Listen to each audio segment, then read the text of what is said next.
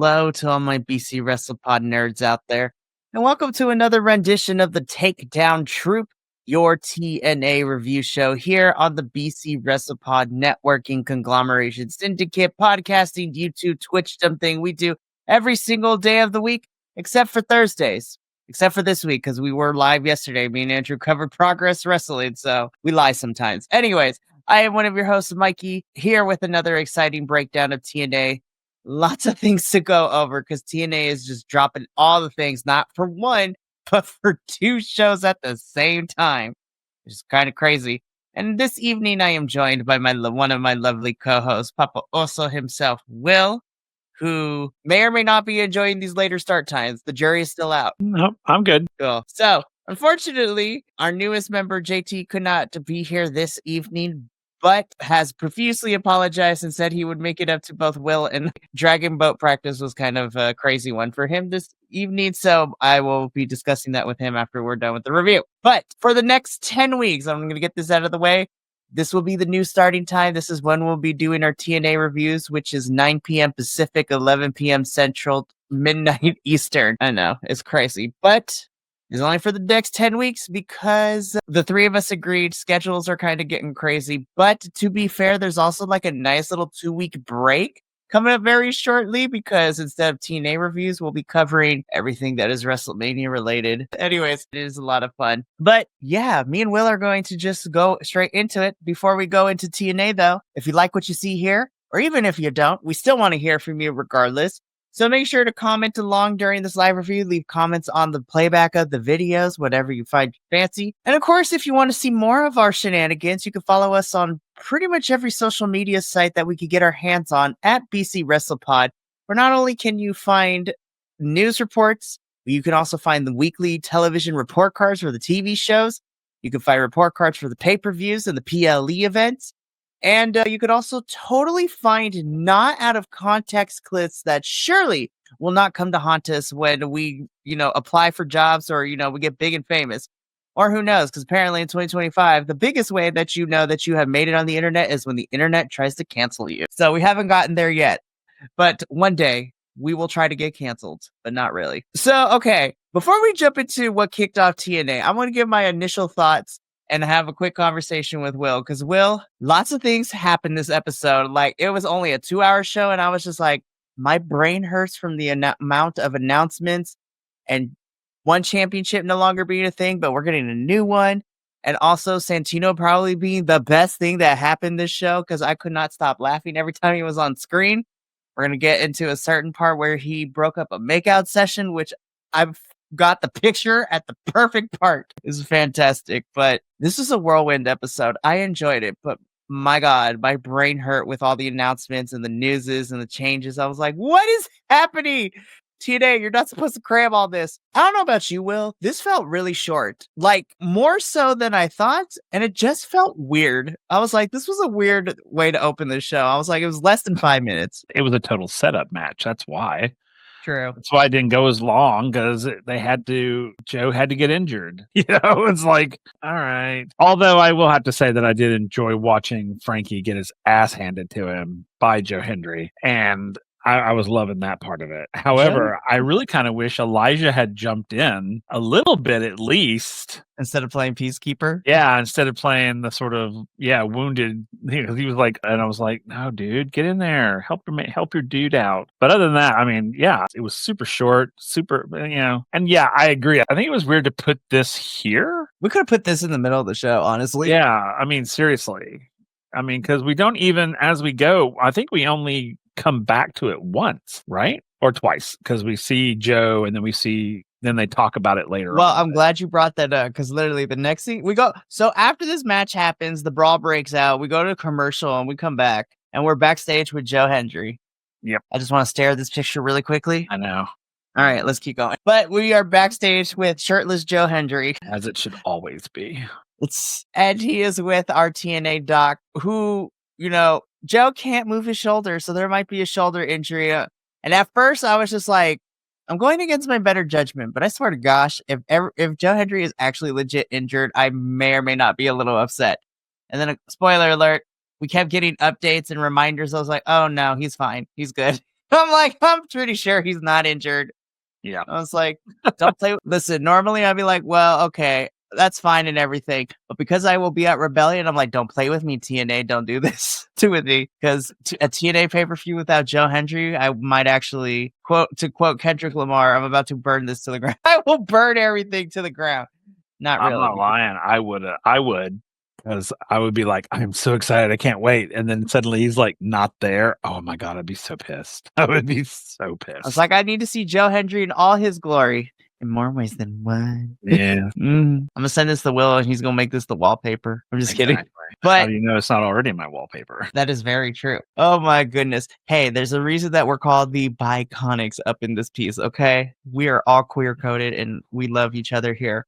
And our wrestlers equally. Anyways, so Joe, we're going to talk about you a little bit later. But we move on from this amazing news. Sorry, Joe, we'll come back to you, I promise. So the next thing we get okay, I'm going to admit, as much as this was a whirlwind of the show, I enjoyed a lot of it, but I feel like a lot of this show felt like it could have been an A- for me had we put certain promo segments in different spots, because the first 30 minutes, I'm going to admit, were probably like all over the place for me. I'm like, they were. It was like ricocheting. But we now get into the system public firing. And against my better judgment, I'm like, somebody is about to get fired from the system. And I'm kind of here for this group to unravel. Spoiler alert, that is not what happens. But surprisingly, I'm surprised that Eddie Edwards is taking the helms. I'm like, sir, of everybody in this picture, I would say Moose is really the only one who is racking up wins still. I was like, Eddie, I love you, but you're taking the helm and be like, somebody's about to get fired. I'm like, sir, when was the last time you won a match? Exactly. So, yeah.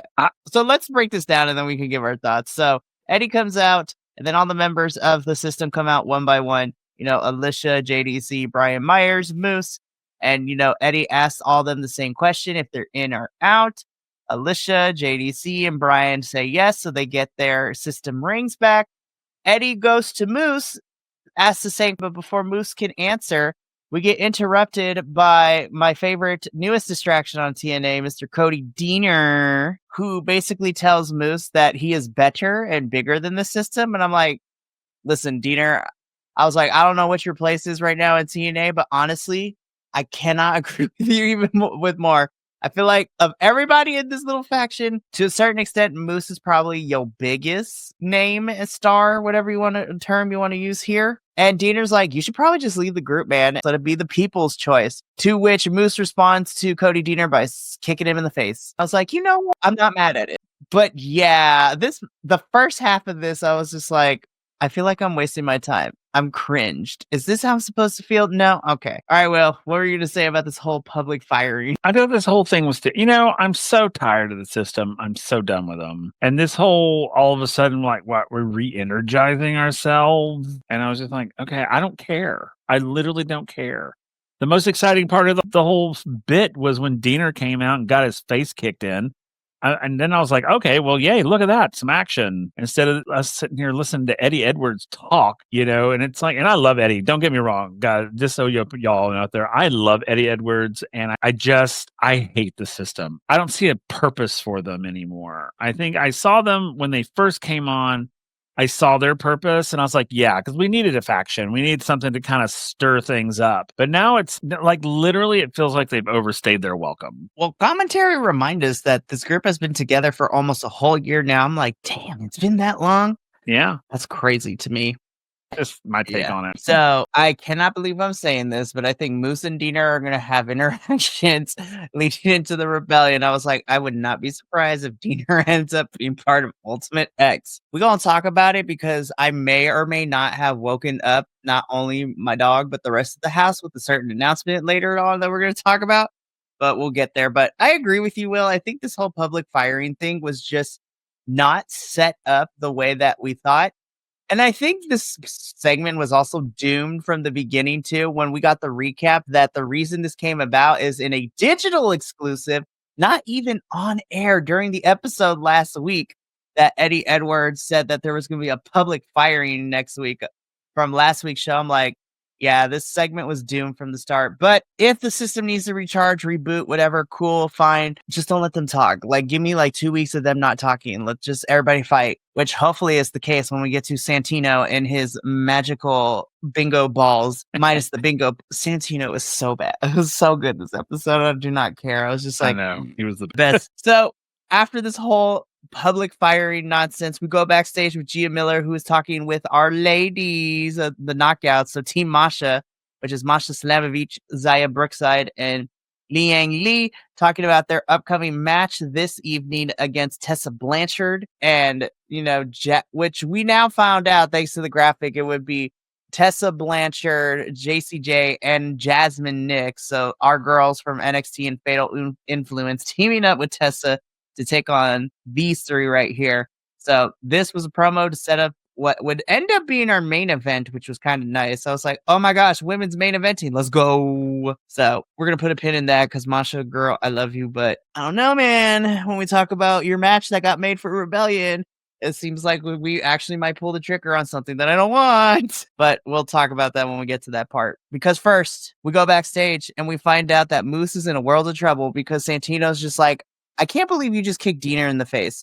And you are pretty proud of yourselves. So he punishes Moose of all people. Be like, Moose, you going to defend your title in Ultimate X? And we got 2 individuals for you to fight.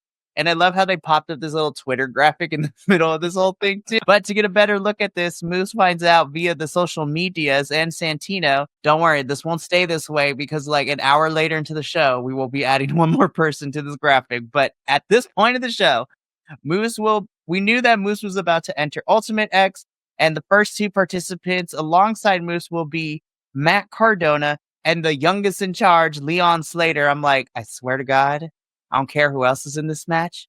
This is Leon's time. Let him walk out of Los Angeles as a champion. Don't do this to me, TNA. I'm like, it's time, man. I want Leon to win, but I'm excited. Listen, I like Matt Cardona, GCW person, correspondent right here, so I know of him, and he does great work. But of course, you know, I'm rooting for my boy, Leon Slater. Like, I'm rooting for Leon. Oh, yeah, absolutely. But I'm excited. We get 3 more participants, which we'll get as we get into Rebellion. But we get 1 more. They just decided not to space everything out. They're like, you got 2 tonight, plus 1 more down the line. So I was like, you know what? So far, I like this feel for Ultimate X. I wonder who they're going to add next. More on that later. Because now we get into our second match, and by far, listen. I was like, are we about to do something that I'm going to be extremely happy with? If so, I'm on board. 1,000,000%. 1,000,000. And I would love to see hardware on Lash and Jakara. I think they would be great. Oh, absolutely. So I really hope that's what this is leading to. I really do. I just, out of selfishness, I would love to see Lash and Jakara fight the House of Elegance at Rebellion for those titles. Oh my. I'm like, listen, I will scream my little head off if they win. And even if they don't, I selfishly just want to see Lash Legend in person. I'm like, let's go. Right. That's fair. Jeez. To give credit to the match itself, like, you know, I always worry about the NXT people or NXT folks coming on over, or at least the younger NXT folks coming over who are still newer to wrestling. Because Jody has had like 5-6 years in the business, but I think she's gotten a lot under. Danny is like a young prodigy. She's been doing this since she could crawl out of the womb with all of this. And, you know, Jakara and Lash are not wrestlers by trade. They were athletes before going to and becoming wrestlers. But my God, these 4 women, especially Lash and Jakara, they kept up with Spitfire, and they were trading shot for shot, hit by hit, blow by blow. Look, I know I'm biased in saying this, but I was just like, the amount of how far that Lash as a wrestler has come from last year to this year is crazy. Because I remember when me, you, and Andrew were covering NXT, our biggest complaint is like, we like Lash's look, we love her attitude, but there were certain parts of her wrestling that she needed to improve on. Now I'm in love with this girl because she has improved leaps and bounds. And Jakara too, man. And the fact that they kept up with Spitfire in this match too is a testament to all 4 of these women's talents. Like, this was a really solid match. And again, I was pleasantly surprised that the Meta Girls won over Spitfire. So, and I agree with you. I think this has to set up a match between Lash and Jakara against the House of Elegance somewhere. It has to be something. It can't. This could not. This cannot be a simple fluke. No. So fingers crossed. Well, the best I can anyway. Fingers crossed. Absolutely. Again, I love this match, and I cannot wait to see. I'm interested to see where the Meta Girls go from here in TNA with House Elegance and all that good stuff. So, but girls, women, knockouts, all 4 of y'all, you did fantastic in this match, and you were great. I love it. This was a really solid match and one of my favorites of the evening. Okay, I'm not gonna lie. Now that when I watched the whole episode and at the very end, this seems like a random thing to have, but we go backstage and Mike Santana introduces Santino to his, friend, quote unquote, but like supporter of AA and all that, Derek, who Santino has allowed to work as part of the TV crew for all of this, and Mike Santana put in a word for him. So Mike Santana doing the Lord's work out here by helping people who are recovering from addiction, alcohol addiction, to get jobs in TNA. I was just like, but I will admit, at this point in the show, I was like, something's about to go down. I have a very sneaking suspicion that it is about to go sideways. Though Mikey at this point was not prepared for what would to come later down the line. And I will, This totally felt like, this was a total setup. This was act 1 in this whole thing we would be getting throughout the evening. But Derek, you cool. Mike Santana, love you. Santino, there's nobody can make me hate you. So Derek, we'll come back to you in a little bit later in the show. Because first, we got to talk about the Hardys, or as Santino likes to call them, the Hard Boys. But the Hardys come out and they cut this promo against Ryan and Nick Nemeth. Matt is still pissed about getting beat up at the end of Sacrifice. And so now there's no niceness. There is no, oh, I understand. And less words spoken here. Matt Hardy basically tells Ryan and Nick Nemeth that at Rebellion, they about to whoop their ass. It's going to be a crime scene. Like Matt Hardy is ready to delete them off the face of the planet. Jeff begins to talk too, but doesn't get very far because we are interrupted by no longer the Good Hands. They are now known as the Great Hands, being accompanied by cabinet member to President Mustafa Ali, Tasha Steelz. And they basically do the shtick that we know them for. They talk crap about the Hardys, how they are such in the world of land of delusion. I love it that they think they are the best next thing since sliced bread. And you know what? The Hardys are like, all right, you want to run your mouths? Get in this ring and fight us.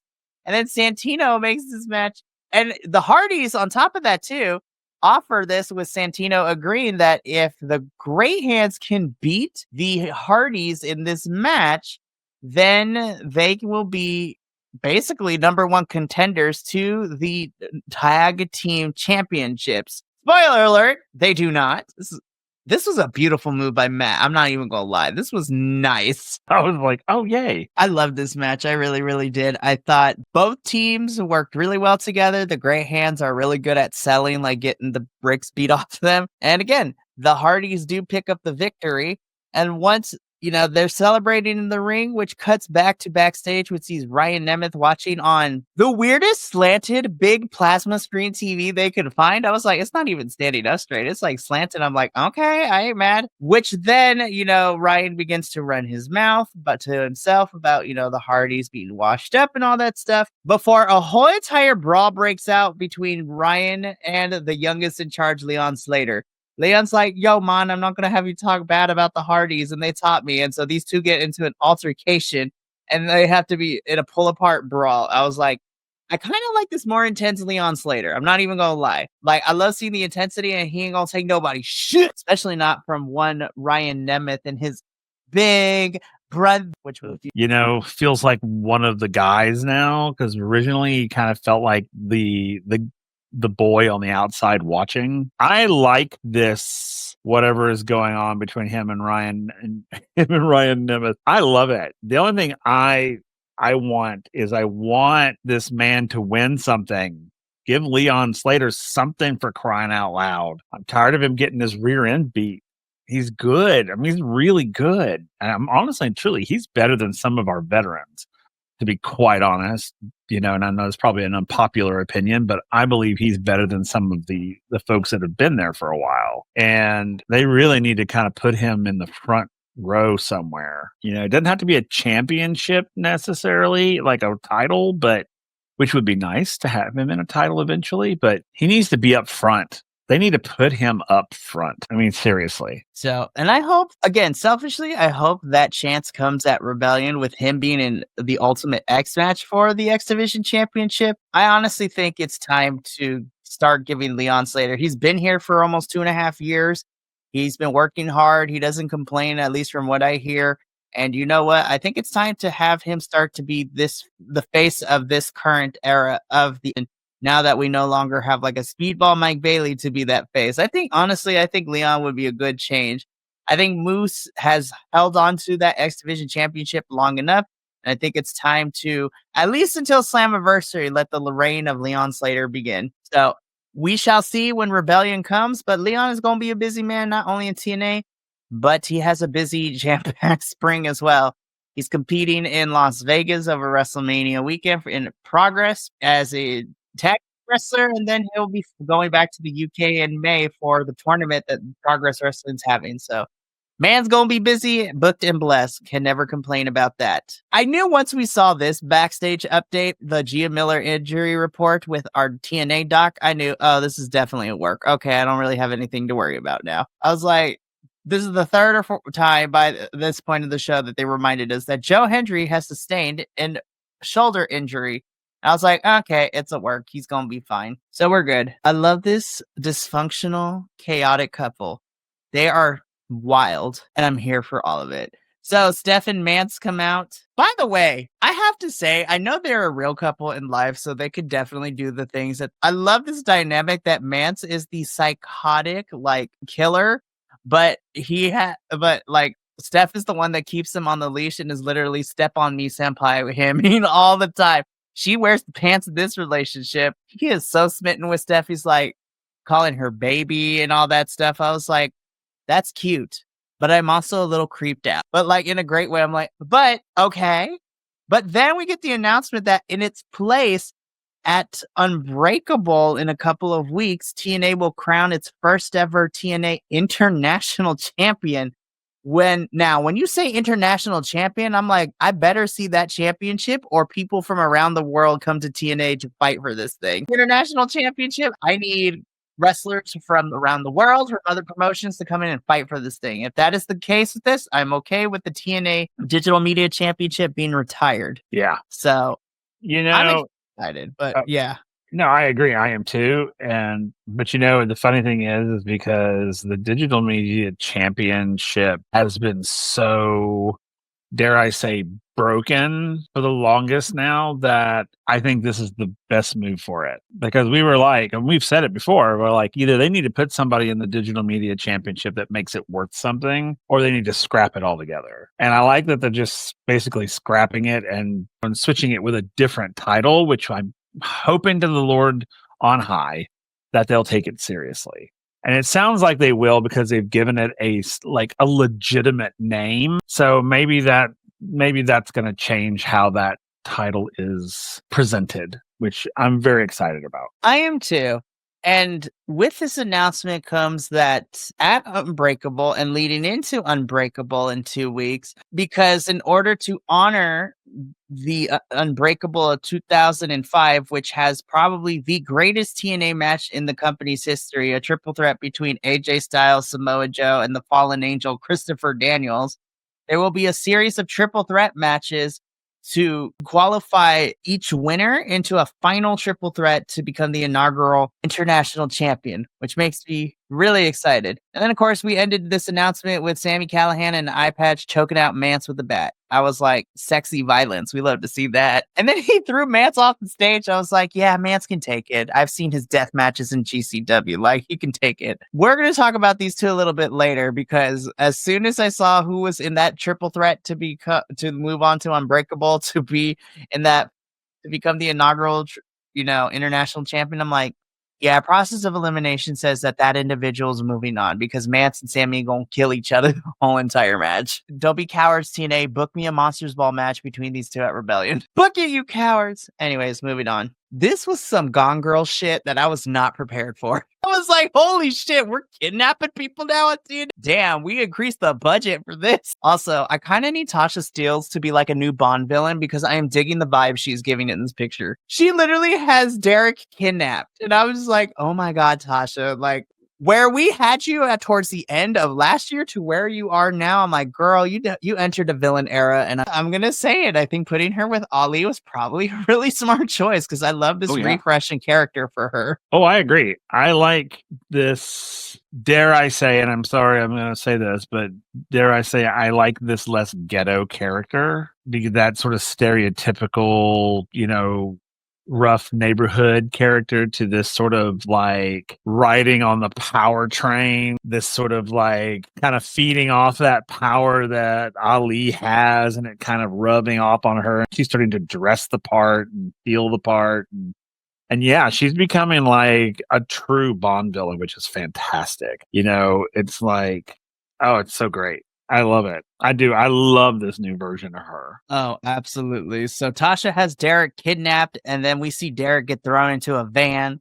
I was just like, what in the Gone Girl taking is this? Like, oh, poor Derek. We're going to get into the final act in a little bit when we get there, but this, I was not prepared for kidnapping in my wrestling. I was like, all right, TNA, let's see where we go with this, which we didn't have to wait. Listen, again, I am not a theater person, but this is probably my favorite feud and all the segments that we have gotten with Ali and Mike Santana together and individually.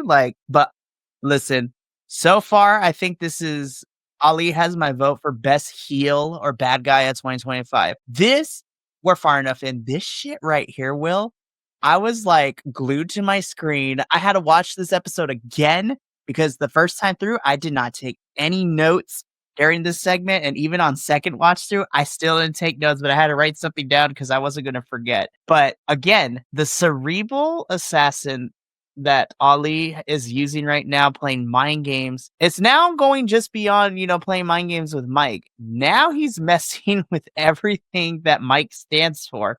So Derek gets thrown into this room by the great hands, and Ali sits him down, and he just verbally assaults Derek by reminding him about the drunk driving accident that paralyzed they used the term paralyzed the whole child. And it was just like, you ruined her life and, just destroying him emotionally and all that. They make the great hands take him out of the room after Ali tells him to. Tasha's like, why'd you let him go? And then Ali says the coldest line that I have ever heard any wrestler say is just like, people like him, addicts like him will destroy themselves. I'm like, oh my God. I have no words. Like, I don't even know where to start. Holy crap, Will. I'm like, Mike, you better get in here.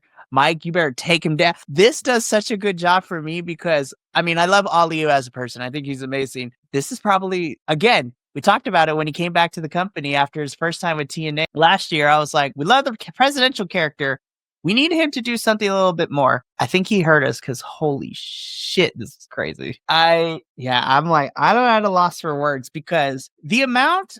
Okay, I'll say this before I let you talk, Will. So obviously there had to have been a conversation of when they were developing this feud, and this was going to be a central part of the story that they're telling, that obviously lines aren't crossed, things like that. It started out with Ali going after Mike Santana individually in his safe space of like the AA meetings and, rubbing, in his face, like trying to tempt Mike with alcohol and stuff like that.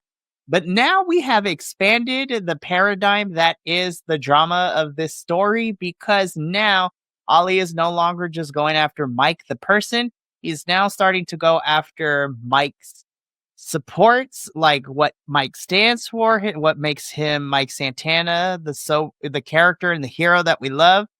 And I'm just like, Ali's messing with Mike on such a high psychological level. I'm like, oh, Mike's about to beat him up next time they see each other. Like, oh, which is perfect because I think this is where that story ends. Is that Ali eventually will get his butt handed to him by Mike, but I'm interested to see if this is what Ali wants the whole time by making Mike reach that breaking point and then to go into that darkness back again. I'm just like, there's so many layers to the story. It's so good. Will, I'm sorry, I talked a lot. So, Will, I want your perspective on all of this. Well, to piggyback on what you've already said is, the reason that this is so great of a rivalry is because, in the past and even in other companies, rivalries like this are usually psychotic. They're like, one of them's like psychotic, the other one is lesser psychotic. It's sort of more psychotic breaks than anything, but this one is psychological. Like there's a absolute premeditation to it. It's not I'm crazy and I'm just doing crazy shit. I'm thinking about your weaknesses and I'm going to exploit them. And this is a perfect example of the sort of digging psychologically deep into Mike Santana's psyche. Ali is attacking him. That's what's so powerful about this and that's what makes it so like right there on that line. There's that fine line. And, and I agree that they had to have had some kind of conversation about this to where, hey, we don't want to cross this line, but it's okay if we kind of get along it, which is what they've been doing, because there are moments in there, especially from Ali, that I'm just like, dude, that's too far, that's almost too far, but they stay right on that. They just glean that line and they don't cross it, which I think is great. And I love this rivalry, and I agree. I think this is to put it in superhero terms, this is Lex Luthor right here. This is Mustafa Ali is Lex Luthor. He's psychological. He knows Superman's weaknesses. He's going to exploit his weaknesses, and he's going to just try to destroy him from the inside as well as the outside. But he knows that if the only way to destroy him on the outside is to literally implode him inward. So all of this stuff, it's brilliant. It is brilliant. It's probably the best rivalry I have seen in years. This is so deep. It's so well planned. It's clean. That's what's also great about it. Not a single one of these promo scene type things, these little scene cuts, not one of them has been sloppy, like at all. So that adds sort of the credibility to this rivalry, this sort of, it's clean, it's precise and it just keeps you, it holds you in there. And I'm very much like, I'm waiting for Mike Santana to come busting through a wall and just destroy Ali. Truly. Ali is gonna take him to his lowest, which is where the only place he can go is up, and that's what he'll do. He'll find that moment of strength, that internal strength, whether that's whoever, whatever. And I think Mike Santana will literally Superman punch Ali onto another planet. I really do. And then that'll end that rivalry, but not the hate. I think it'll start creating a hate between the two of them. And I love that. So they'll always be nemesis or, nemesis. They'll be each other's nemesis. And I love that. Oh, absolutely. Again, Ali is on track right now, like I said, to probably be my favorite bad guy character of 2025. And we're barely in April with all of this. This has only been a 2-month feud, and I'm already so invested. Like, this is my new favorite telenovela. Like, honestly, I can't wait to see where the next chapter leads. But again, poor Derek, man, we're going to talk about you in a little bit too, because Mike Santana is now on a mission to end Ali, which is going to be great to talk about in a little bit. But this was my favorite part of the whole episode. And I was glued to my screen the whole entire time. This is a good feud. I love this. And to balance it out, we go from that seriousness to just pure comedy. First of all, George Iceman, I love the commitment to the bit because you are wearing a neck brace, but the bow tie is on the front of the neck brace. Like, it is so dumb. I love it. But we have George Iceman, the concierge, and Heather by Elegance. Ash is on vacation after getting caked in the face. And so she's on a much deserved vacation. And so they're looking to build and the Elegance brand even further. So it seems that Heather is going to have, and George Iceman here are going to have some interaction with our newest TNA knockout sign out that we talked about last week, and Miss Maggie Lee, which makes me so excited. I was like, oh, okay, we're just going to throw Maggie onto the TNA roster for stuff. Okay, I'm here for it. Love it. Great. Can't wait. Now it's time for part 1 of Santino and his magical balls. So we get this pre-tape backstage promo with Santino earlier in the show announcing that we are going to crown an inaugural TNA International Champion at Unbreakable. So he has his magical balls in the bingo bin set up to randomly select the 9 participants that will be a part of the 3 triple threats that will lead into a final triple threat at Unbreakable. So throughout the night, we get all sorts of types of things when it comes to all of this. So in this first one, we find out that it is going to be, excuse me, I have to remember the order of all of this because it kind of goes all over the bit. But in this first pairing, what ends up happening is that Santino does the thing, he spins the thing, and then he pulls out 3 wrestlers' names from this thing. So we come to find out that the first 3 names that are pulled for this is Mr. Eddie Edwards, Ace Austin, and Steve Macklin. So I was just like, you know what? Honestly, I can make a case for either 3 to go on to the final round to become international champion. Though I don't know how long that's going to stay. But we'll talk about that as we continue. So that is the first match made. And then I was like, we go to commercial. I was like, okay, we'll get the other 2 matches. Fine. I'm like, TNA, I'm like, this is already crazy with these 4. Who else are you to put in the Jiminy Age Christmas? This is crazy. That's somebody. It looks, if those are the silhouettes of the people that are in it, there's someone there that's bald. That looks almost like Ryan Nemeth right there. Maybe, but I don't think it'll be Ryan because Ryan already has a match with Nick. Oh, I know. That's just it kind of looks like him. That's why I was like, that's kind of like his silhouette, that sort of smug, Right. I'm interested to see, you know what? I think the one behind Iho, or, the one that looks smug too, it could also be a Casey Navarro too. I would love to see Casey added to this match. I want to see Casey added to this match because I think that'd be awesome. I wonder if that could be like an Eric Young. That's crazy too, because once Unbreakable, it could be Eric Young. But if we're looking at the current roster for Ultimate X, I would love to see Casey be added to this match. That would be cool. And honestly, just on paper alone, I'd be like, this might be my favorite match, best match. Don't care. I really wish they would. I really wish Matt Cardona would get a different headshot. That is just freaking me out. Honestly. Yeah, I was like, it makes sense for his wrestling character, but then again, who knows if Matt sent stuff in or they just used stuff that TNA had, but But we have 4 out of the 6 participants, and I'm absolutely losing my little mind. I'm like, I get to watch this live. I think I might cry. It's pretty cool that you'll get to see it.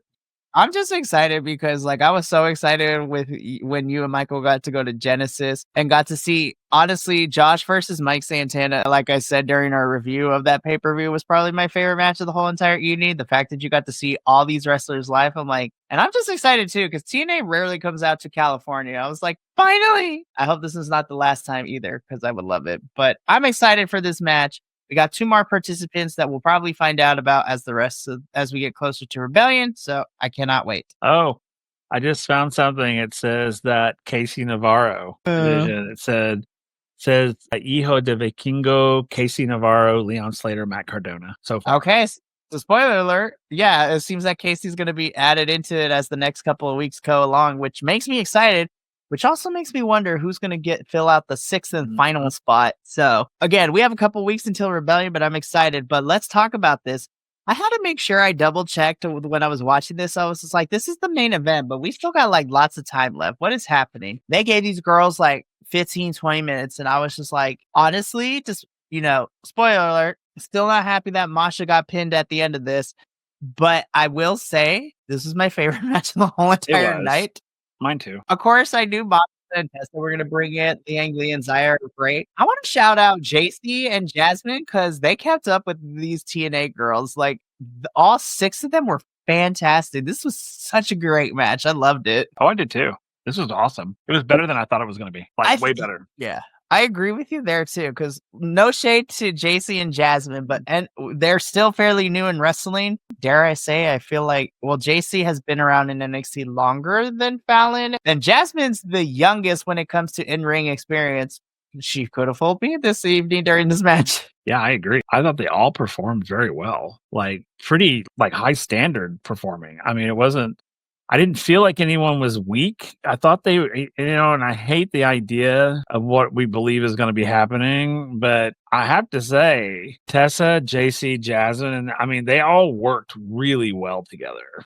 And I do hate the fact that Masha got pinned. However, I wonder if that means just because she got pinned here that she won't be losing her title. I mean, when it comes to Tessa, Masha has been on the commentary stated as she gets pinned. This is the second time that Tessa has pinned Masha in her championship reign, which obviously we'll talk about it at the very end, which sets up a match between her and Masha at Rebellion. But I agree with you because I've watched wrestling for so long. Usually if somebody's on the losing end, they have to win at the pay-per-view.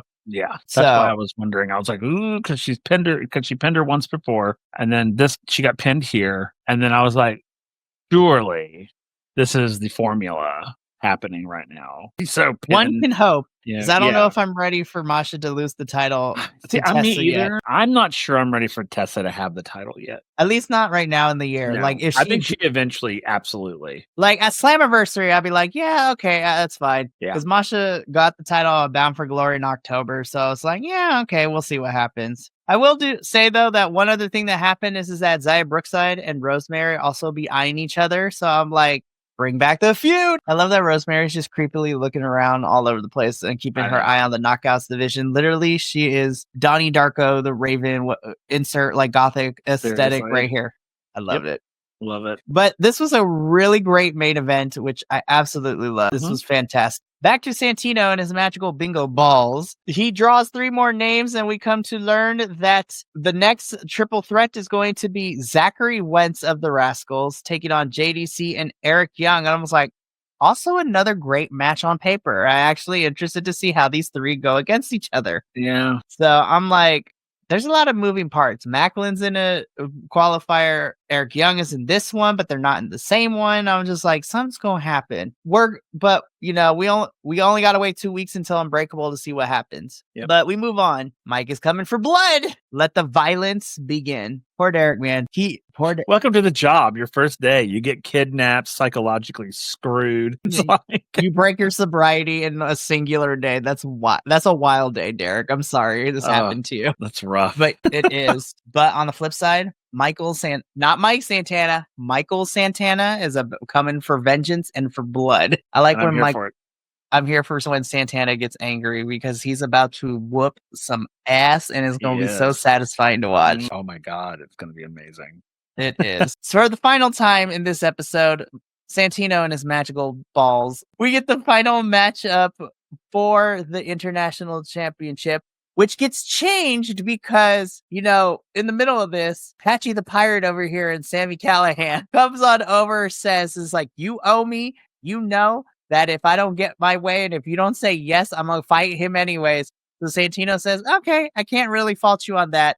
So our final triple threat ends up being Sami Callihan, Mance Warner, and AJ Francis. And by process of elimination, I'm like, oh, AJ's winning this. Sami and Mance are going to kill each other. That AJ wins by default. Yeah. So I'm pretty sure AJ will. And this match is happening next week on TNA, and it's not happening on Unbreakable. Winner goes on to Unbreakable, whereas the other 2 matches are happening at Unbreakable. So the winner of this, which will probably be AJ, gets a bye. He doesn't have to fight at Unbreakable in the qualifier and then again in the final, which means I hope that means he loses and he don't win. That's interesting that this one's being done outside Unbreakable, but the other two are being done in Breakable. Considering there's 2 weeks too, I'm surprised they didn't do one next week, 1 week before, and then the last one at Unbreakable. Which I think is probably the only big critique I have is because Unbreakable is happening in 2 weeks, and then 2 weeks, not even 2 weeks. It's like a week and some change later is Rebellion in Los Angeles. So I think that's the pitfall of trying to advertise for like two big things at the same time. Is that you can't, I mean, we're slowly getting the Rebellion matches, but we probably won't get the full card until the Go Home show, honestly. Because we also are probably going to spend next week building to what's happening at Unbreakable. That's true. That's very true. And then frees up the roster after Unbreakable. Be like, all right, who doesn't have a match at Rebellion? And you. So we'll see what happens. Again, AJ Francis by default is probably winning this match next week. I just hope he doesn't walk out as Unbreakable as international champion. We move on. Indeed. So this is what ended the show. So again, TNA just pulling no punches and just surprising the hell out of me. So Frankie Kazarian comes out. Okay. He gets on the mic and basically says that, he did everyone a favor by taking Joe Hendry. And now Joe Hendry's championship match at Rebellion is up in question. And then the lights go out. I was like, okay, let's see what TNA wrestler comes out. I was not prepared for All Ego Ethan Page to walk his happy ass through the screens. I was like, oh my God. I'm like John Travolta in Pulp Fiction in that meme. I'm like, what the flip is going on in TNA land over here? But then it gets crazier, Will, because Frankie and Ethan go back and forth and we find, it changes by the end when they break it on social media. But the end of this episode, All Ego Ethan Page versus Joe Hendry for the TNA World Championship is signed for Rebellion. I'm like, oh my God, I get to see Ethan and Joe go at it again. This is going to be a rerun of No Mercy from last year, or NXT's No Mercy when Joe fought Ethan for the NXT Championship. Obviously, we'll talk about it that it is now a triple threat at Rebellion, but I was not prepared for Ethan Page to be the opponent for Joe Hendry at Rebellion. And that is how the show ends this week. Will, I got to get your thoughts. What do you think of All Ego Ethan Page being inserted and being a part of this championship match at Rebellion? It would of Ethan. I'm not a big fan of his character. Whatever. Do your thing. So this is the only thing that worries with me with this, because we'll talk about it in a little bit. But Frankie Kazarian still has the Call Your Shot trophy. So he could lose the match and then cash that thing in immediately to try to get it a second chance at it, like right after the match is over. So again, whether he cashes that Call Your Shot gauntlet in a success or not, we'll have to wait and see. But that trophy is still being a major pain in my booty over here, because it is literally a guaranteed championship match anytime, anywhere. But speaking of Rebellion, let's talk about it. So we got 4 out of the 6 participants of Ultimate X, and we talked about that. We're getting the Hardys versus the Nemeth brothers for the tag titles. But the 2 new matches were made by the end of this episode. The first one, which has me holding my breath full of trepidation and fear, is for the TNA Knockouts World Championship, with Masha Slamovich defending her title against Tessa Blanchard. I am really hoping that TNA does not piss off the city of Los Angeles with Masha losing here to Tessa. I'm like, Tessa, it's an inevitable conclusion that Tessa will become TNA Knockouts World Champion in 2025. That I'm not oblivious to. I just don't want it to be there when I'm in the building. Right. And yeah, I'm just like, I don't know how to put this in words, Will, without sounding like repeating myself and sounding about it. But to quote JVL, one of our other BC WrestlePod hopes, he refuses to watch TNA until Blanchard is gone. And I'm like, well, you might be waiting for a while. Now, if she becomes champion, TNA better prepare itself, because there's going to be so much pushback. Well, I mean, when Tessa wins the title at any point in 2025, there's going to be pushback. I just hope they wait until they go to New York for Slammiversary to do that. I'm like, don't do that shit on the West Coast, because you're going to have me and whatever Latinos roll up in this piece. Like, this is actual Cholo and Cholita country. Tessa Blanchard, your cultural appropriation will not be tolerated in Los Angeles, but we shall see. Oh my gosh, I have so much anxiety about where the ending of this match goes. I will be holding my breath the whole entire time. Yeah, because it gives me pause, because I'm just like, it'll go one of two ways. Either it's going to absolutely blow up in a positive way, or it's going to absolutely go south.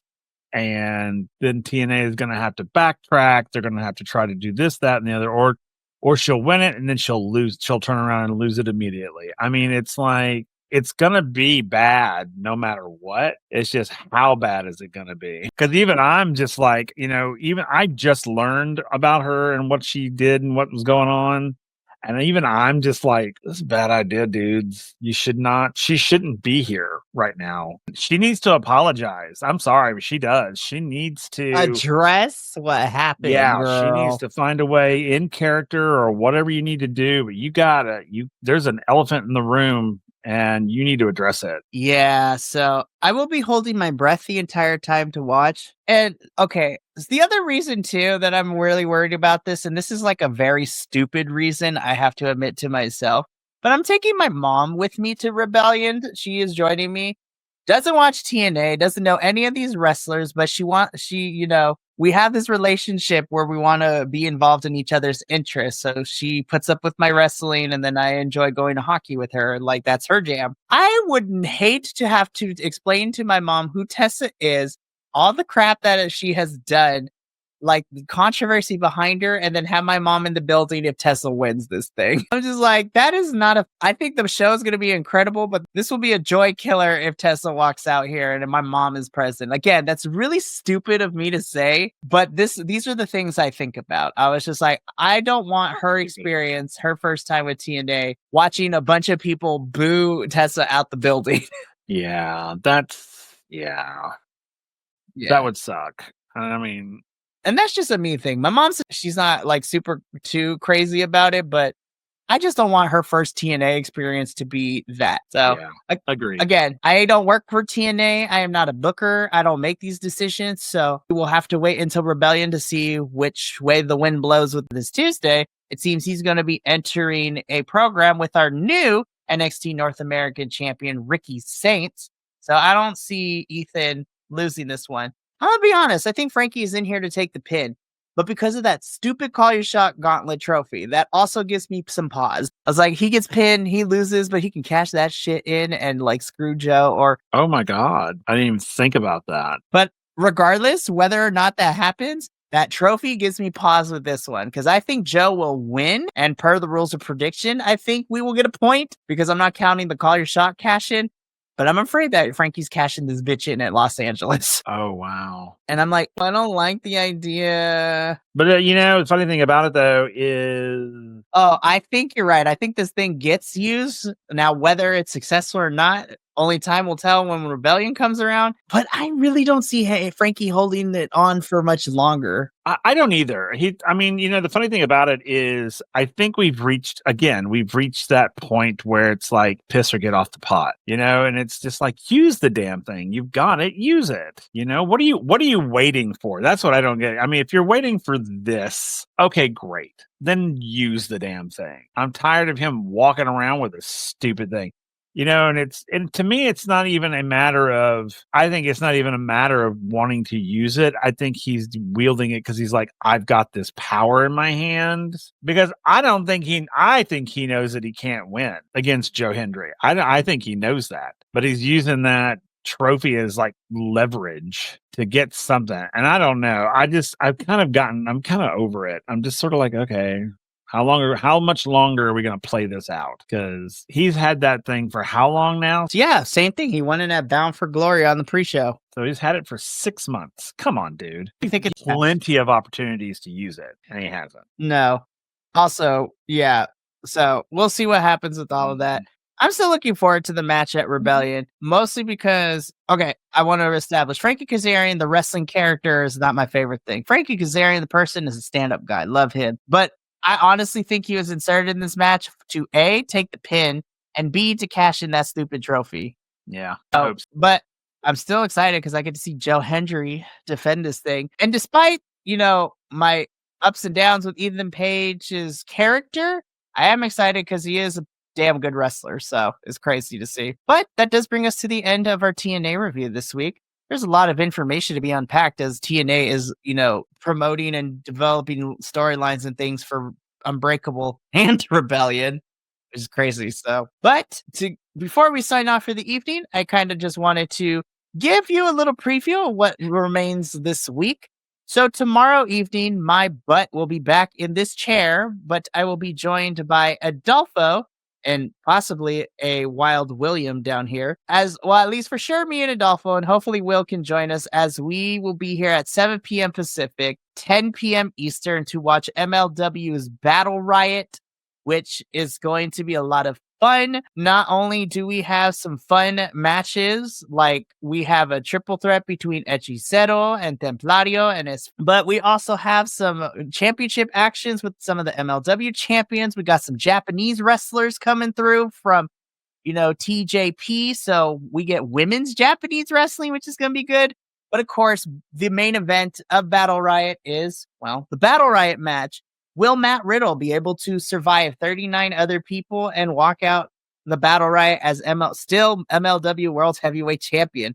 Tune in with us tomorrow night to see that all go down, as you can watch along at home for free because these MLW shows are free on YouTube to watch. So they air these things for free. You don't got to pay for anything. It's great. But then, of course, you can wrap up your week on Sunday at 11:30 a.m. Pacific, 2:30 Eastern, as we cover our WWE review for the week. We are inching ever so closer to WrestleMania, and we will review all the things that went down on Monday Night Raw, and then tune in for announcements because this upcoming week is crazy.